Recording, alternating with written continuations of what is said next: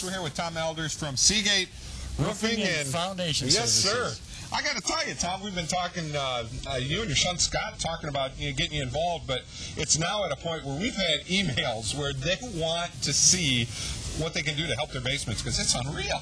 Yeah, especially the last 1 to 2 weeks, the weather's been incredible in terms of the amount of moisture in the ground, and it's moving a lot of foundations, causing a lot of them to get wet. Well, I know our phones are kind of ringing off the hook right now. It makes it weird because as crazy as the weather has been, and everybody's having these problems, you can't get some of your equipment in because of the moisture problems getting the excavation part, and it makes it kind of tough, doesn't it? Yeah, some of the sites depends on the job site itself. Like this one isn't too bad because we've got a driveway and we've got grass, but some of them where you don't have the height that this has. Right. And the things in place, and get thrown off the mud, just basically keep us off some of these jobs. Well, this is actually a unique job that you're doing here, and we're actually going to be able to show two different processes here. You've actually had one wall that's completely gone. Yeah.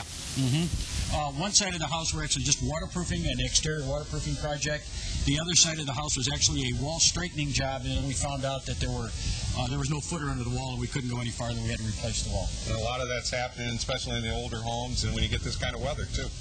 This weather, the ground's absorbed about as much moisture as it can, and as it absorbs that moisture, it expands and it pushes on the walls and causes water to come in, causes walls to move. This is a pretty good time to find out if you've got any problems. Well, we're going to go back now and get a little messy and see what they're doing and putting this wall back together.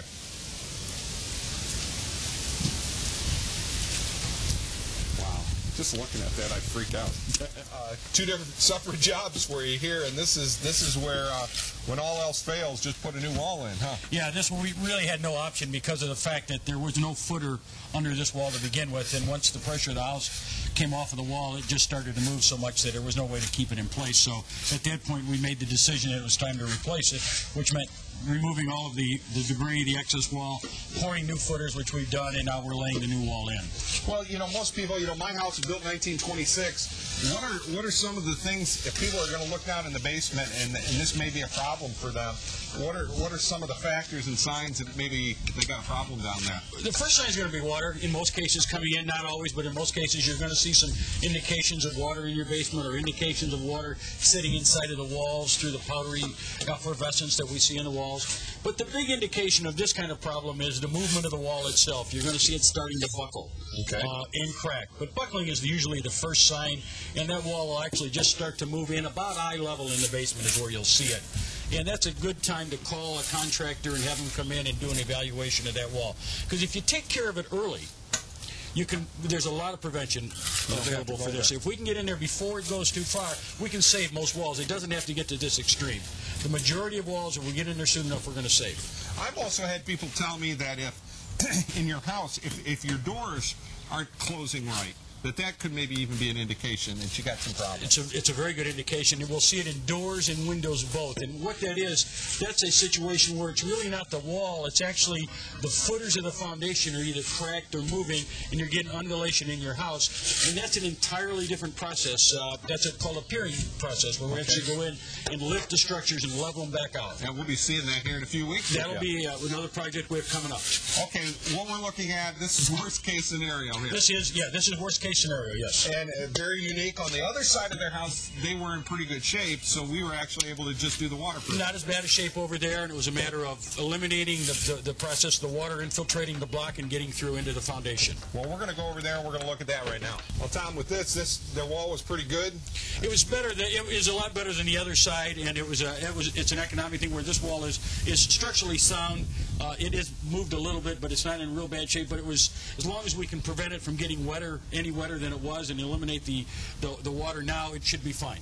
Well, Tom, this job, kind of give us a little bit of a timeline of what people will be expecting if they got to have something like this done. Okay, and we'll start on the other side with the waterproofing side. That's a single wall like that's about a 2-day process. Dig it up, haul out the dirt, repair any cracks, coat it, put the insulation board on, backfill. It's about 2 days.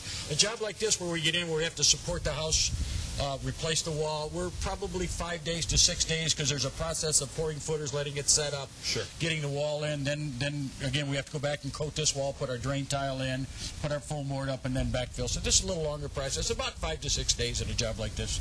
And people, you don't have to have all 4 of your sides done. Some people just have to only have one side done. I would say the majority of the work we do is 1 or 2 walls. Oh, okay. Once in a while, we'll get into a whole house, but as a rule, it's a problem. Sometimes it's a driveway side that's caused it. Sometimes it's a grading problem that's lasted for years. It's gone over, and so it's there's a variety of things that cause it.